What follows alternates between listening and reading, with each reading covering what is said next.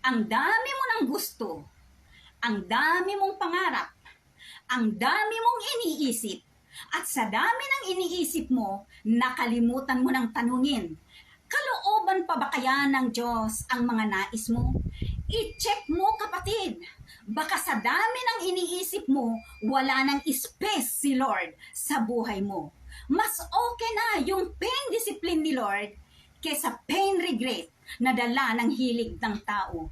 Mas masarap mabuhay sa kalooban ng Diyos kesa kalooban ng tao.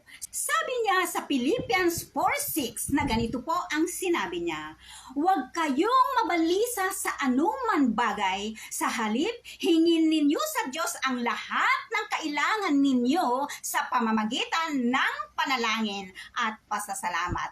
Maliwanag na yung sinabi niya na huwag tayo mabahlisa sa anuman bagay. Kaya anuman ang nais mo, kung ito ang kalooban, ito ay kalooban ng Diyos, ang Diyos na ang bahala na magbigay sa iyo. In one condition. Ito po ang condition. Sa Matthew 6:33 sabi niya, But seek ye first the kingdom of God and His righteousness, and all these things shall be added unto you. Sabi niya doon sa unang binasa natin sa Filipos 4:6 na ang sabi niya, anuman bagay. Sabi niya, dito naman sa Matthew 6:33, sabi niya, and all these things. Sa madaling salita, anuman yan at lahat po na nais natin, kung unain natin na hanapin ang kaharian ng Diyos, ang Diyos po ang magbibigay mga to. Kaya wag po nating kalimutan yung condition na yon. At meron po akong ibigay na bersikulo na ito po,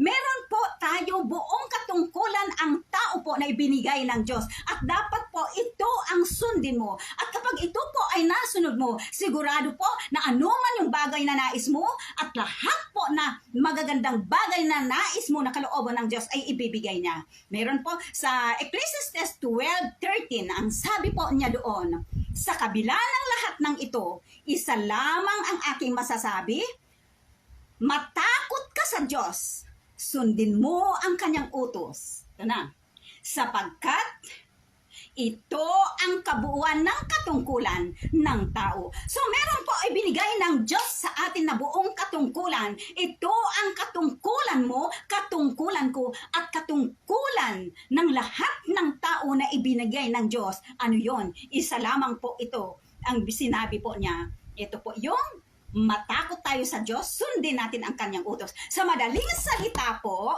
nandoon po, yung kabuuan ng katungkulan ng tao ay nasa pagsunod po natin sa kalooban ng Diyos o sa utos ng Diyos at wala po sa pagsaway. Kaya, huwag kayong pasaway. Minsan lang naman